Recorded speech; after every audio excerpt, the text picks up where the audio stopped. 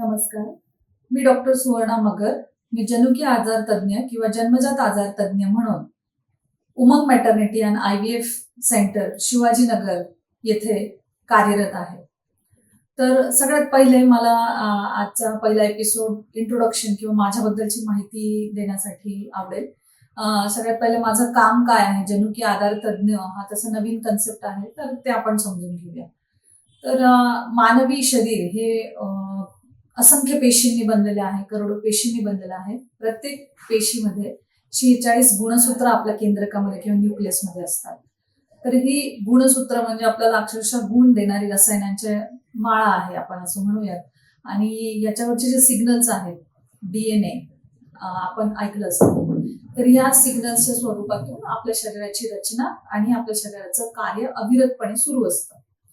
तर हे जे गुणसूत्र आहे हे आपल्याला 46 आई आणि वडिलांकडनं प्राप्त झालेले असतात. म्हणजे स्त्री बीजातनं 23 आणि पुरुष बीजातनं 23 गुणसूत्र असे मिळून 46 आपल्याला मिळालेले असतात. आणि हे जनुकीय सिग्नल जर आपल्याला आई आणि वडिलांकडनं बरोबर मिळाले असतील तर आपल्या शरीराची रचना 9 महिन्यात बरोबर होते आणि आपल्या शरीराचं काम शेवटपर्यंत बरोबर सुरू असतं. तर अशा प्रकारे काही आजार आहेत ज्यामध्ये आपल्या गुणसूत्रांच्या रचनेमध्ये काही बदल होऊ शकतो. जसं की एखादा अख्खा गुणसूत्र एक्स्ट्रा येऊ शकतो, एखादा कमी येऊ शकतो. कधी कधी एखाद्या गुणसूत्राचं काही पार्ट बनत नाहीये किंवा एक्स्ट्रा बनला आहे, किंवा अगदीच एखाद्या गुणसूत्रावरचा अवयव रचनेवर जर काही सिग्नल आहे, जनुकीय सिग्नल किंवा जीन्स आपण ऐकलं असेल, DNA असेल, त्यामध्ये म्युटेशन आलं किंवा त्यामध्ये काही व्हेरिएशन आलं, बदल आला, तर आपल्या शरीर रचनेमध्ये काही व्यंग येऊ शकते किंवा आपल्या शरीराच्या कार्यामध्ये काही व्यंग येऊ शकते. तर उदाहरण द्यायचं झालं तर अशा प्रकारच्या आजारांमध्ये तुम्ही डाऊन सिंड्रोम हा आजार ऐकला असेल, ज्यामध्ये 21 नंबरचे गुणसूत्र एक्स्ट्रा येते. तुम्ही थॅलेसेमिया मेजर नावाचा आजार ऐकला असेल, ज्याच्यामध्ये हिमोग्लोबिन हा केमिकल आपला रक्तवाढीसाठी लागणारा जो बनत नाही आणि त्यामुळे बाळाला आयुष्यभर रक्त चढवून दुसऱ्याच्या रक्तांवर अवलंबून राहायला लागतं.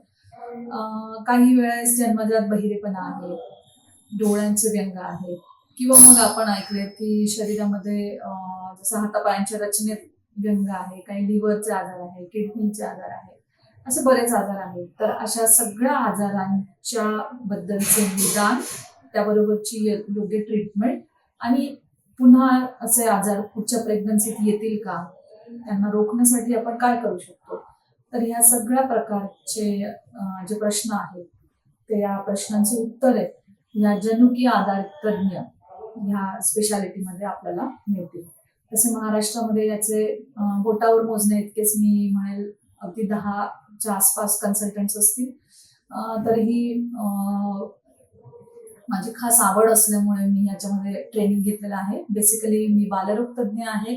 मी MG मेडिकल कॉलेज इथे गेले मागचे 12 वर्ष काम करते आणि त्यासोबतच मी क्लिनिकल जेनेटिक्सचं ट्रेनिंग मी निजाम्स इन्स्टिट्यूट ऑफ हैदराबाद येथे घेतले आणि गेल्या मागच्या 2 वर्षात मी याच्यामध्येच फर्दर प्रोग्रेस म्हणजे मी न्यूरोमेटाबॉलिझम किंवा ब्रेन रिलेटेड जनुकीय आजार जे आहेत त्यामधून मी बार्सिलोना युनिव्हर्सिटी स्पेन येथून देखील ट्रेनिंग घेतले आहे.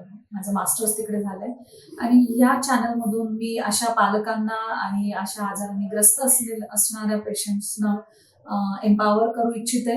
तर तुम्हाला माझ्या चॅनलमधलं कंटेंट जर आवडलं असेल, ते तुम्हाला या माहितीचा उपयोग झाला असेल, तर तुम्ही डेफिनेटली या चॅनलला लाईक करा, सबस्क्राईब करा आणि शेअर करा आणि ही माहिती जास्तीत जास्त लोकांपर्यंत, ज्या एस्पेशली गरजू लोकांच्या पर्यंत पोहोचेल याविषयी मला मदत करा. थँक्यू.